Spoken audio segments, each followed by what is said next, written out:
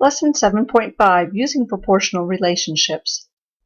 Your objectives are to use ratios to make indirect measurements and to use scale drawings to solve problems. The vocabulary words for this section are indirect measurement, scale drawing, and scale. Indirect measurement is any method that uses formulas, similar figures, and/or proportions to measure an object. The following example will show one indirect measurement technique. Whenever dimensions are given in both feet and inches, you must convert them to either feet or inches before doing any calculations. So example 1, Tyler wants to find the height of a telephone pole.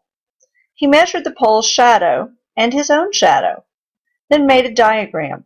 What is the height h of the pole? So we look over here. He measured his own height and the length of his shadow. He measured the length of the pole's shadow. We want to find h. First thing we want to do is convert the measurements to inches. So AB equals 7 feet 8 inches. That's 7 times 12 plus 8 inches, which is 92 inches. BC is 5 foot 9 inches. 5 times 12 is 60, plus 9 inches gives 69 inches. FG is 38 feet 4 inches. So 38 times 12 inches plus 4 gives us 460 inches. Step 2, we want to find similar triangles. Because the sun rays are parallel, angle A is congruent to angle F. Therefore, ABC and FGH are congruent or similar by angle-angle congruent similarity. Step 3, we want to find H. We're going to make a proportion. Corresponding sides are proportional. So BC over GH is equal to AB over FG.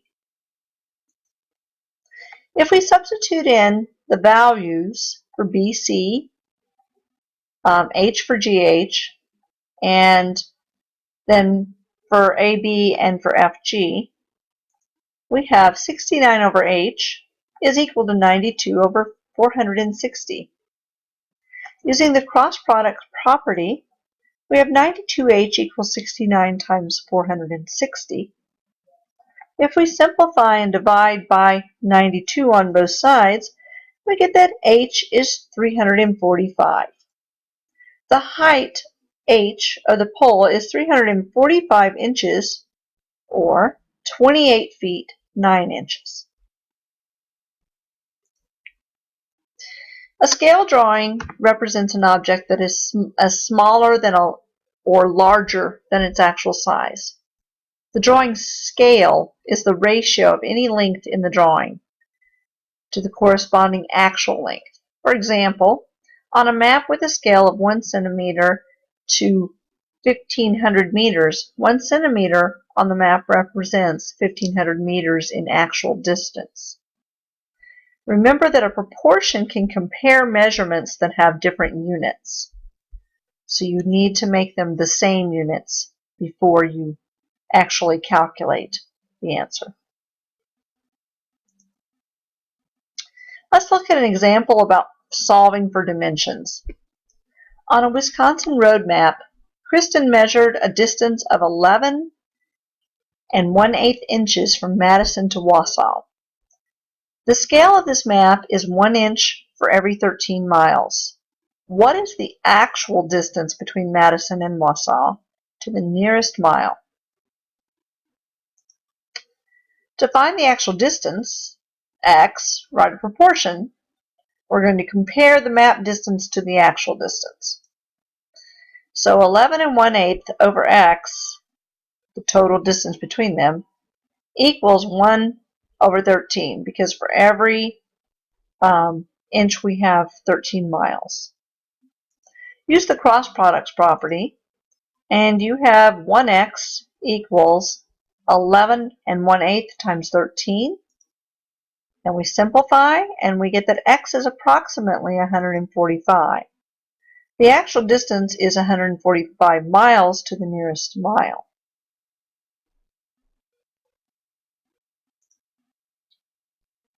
If we want to make a scale drawing, Lady Liberty holds a tablet in her left hand. The tablet is 7.19 meters long and 4.14 meters wide. If you made a scale drawing using the scale 1 centimeter equals 0.75 or 3/4 of a meter, what would the dimensions be to the nearest tenth? Set up proportions to find the length L and the width W of the scale drawing. L over 7.19 equals 1 over 0.75.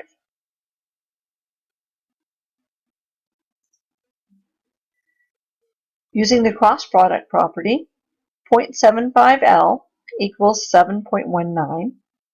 And so we divide by 0.75 on both sides.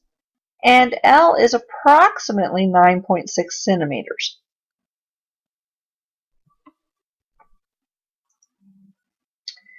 W over 414 equals 1 over 0.75. And here with the cross product property, we have that 0.075W equals 4.14.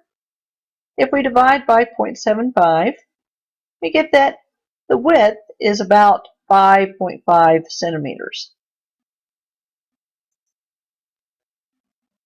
And it should look something like this for the model.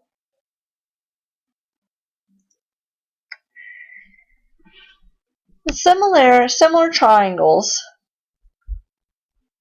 have certain properties. We have similarity in perimeter and area ratios. So if the similarity ratio for AB over DE equals AC over DF and BC over EF is 1/2, so that DEF is twice the size of ABC. The perimeter ratio will be the same.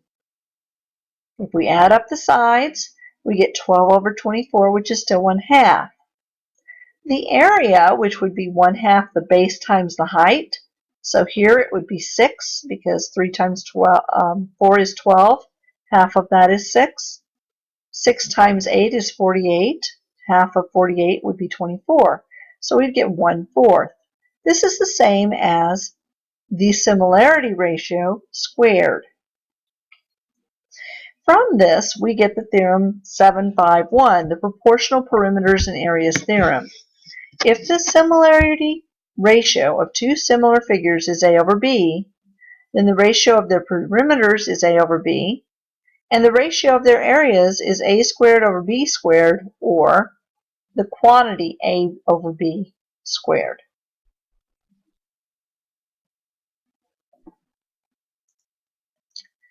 Let's look at an example.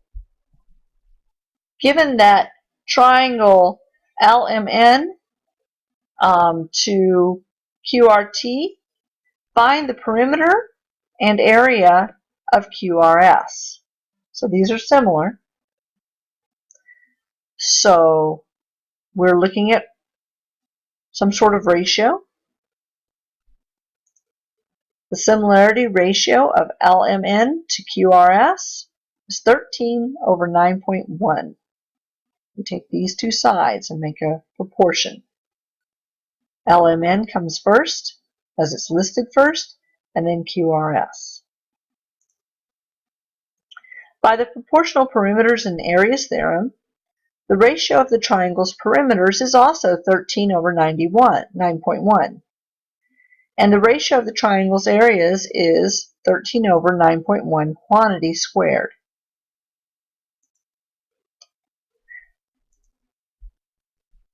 So for perimeter, we have 36 over P equals 13 over 9.1. We have 13P, as we're using cross product, equals 36 times 9.1. And P is 25.2.